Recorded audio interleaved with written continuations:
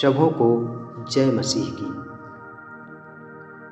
आशा करता हूँ आप सब मसीह यीशु में बने हुए हैं और लगातार आगे बढ़ते जा रहे हैं। आमीन। आज हम बाइबल से एक ऐसे विषय पर बात करने जा रहे हैं जो आपको जानना बहुत ज़रूरी है। तो चलिए शुरू करते हैं। बाइबल में एक शब्द ऐसा है जो लगभग 80 से भी अधिक बार प्रयोग किया गया है। मनुष्य का पुत्र मीन्स सन ऑफ मैन। आखिर बाइबल में यह शब्द बार बार क्यों लिखा गया है? यह शब्द किसके लिए प्रयोग हुआ है और इस शब्द का मतलब क्या है? आइए जानते हैं। नंबर 1, मसीह के लिए की गई भविष्यवाणी का पूरा होना। पुराने समय में दानियेल ने एक दर्शन देखा। स्वर्ग के बादलों से होकर मनुष्य के पुत्र सा कोई आ रहा है और वह अति प्राचीन के पास पहुंचा। तब उसको ऐसी प्रभुता, महिमा और राज्य दिया गया कि देश देश और जाति जाति के लोग और भिन्न भिन्न भाषा बोलने वाले सब उसके अधीन हो और वह उन पर राज्य करे। इस प्रकार उसकी प्रभुता सदा तक अटल और उसका राज्य अविनाशी ठहरा। दानियेल 7:13 से 14 पद। मतलब मनुष्य का पुत्र एक दिव्य उपाधि थी जो उस आने वाले उद्धारकर्ता के लिए थी।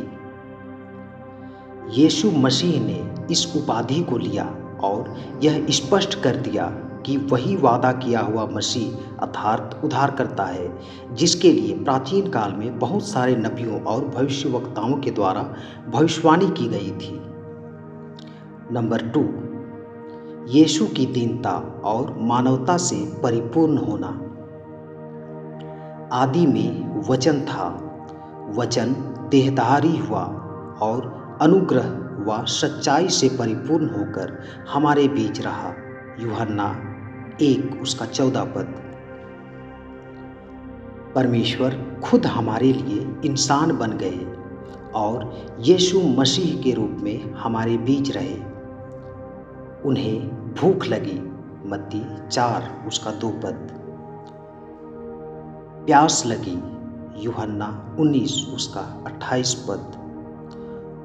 वो हमारी तरह अंत में थक गए, यूहन्ना 4:6 पद। वो हमारी ही दुर्दशा को देखकर दुखी हुए और आंसू भी बहाए, यूहन्ना 11:35 पद।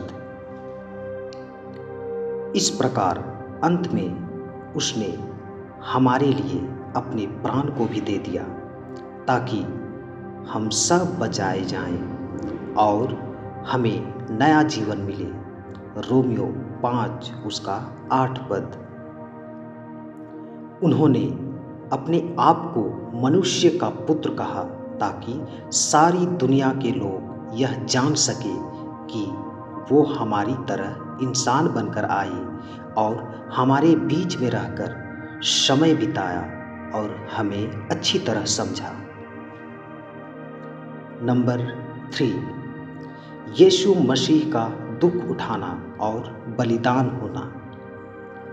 लिखा है, मनुष्य का पुत्र बहुत दुख उठाएगा। वह पुरनियों, महायाजकों और शास्त्रियों के द्वारा तिरस्कृत किया जाएगा और मारा जाएगा, परंतु तीसरे दिन फिर से जी उठेगा। लूका 9:22 पद। नंबर 4, पृथ्वी का अधिकार। तुम यह जान लो कि मनुष्य के पुत्र को पृथ्वी पर पाप क्षमा करने का भी अधिकार दिया गया है। मरकुस 2:10 पद। इस प्रकार भले ही यीशु मसीह इंसान बनकर हमारे बीच आए, परंतु उसके पास लोगों के पापों को क्षमा करने और चंगाई देने का भी अधिकार था। नंबर 5, न्याय करने का अधिकार। उसे न्याय करने का भी अधिकार दिया गया, इसलिए कि वह मनुष्य का पुत्र है। यूहन्ना 5 उसका 27 पद।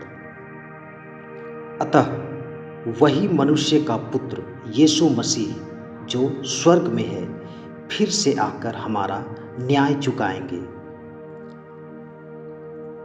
बाइबल के इन पवित्र वचनों के द्वारा आपको पूरी तरह यह स्पष्ट हो गया होगा कि आखिर मनुष्य का पुत्र कौन है, किस प्रकार वो इंसान बनकर आए और हमारे बीच वास किया। उन्होंने अपने आप को मनुष्य का पुत्र कहकर यह साबित कर दिया कि वह एक इंसान नहीं, परंतु एक उद्धारकर्ता भी है, जो हमारे लिए फिर से परमेश्वर का राज्य लाने वाले हैं। परमेश्वर आप सबों को आशीष दे। आमीन।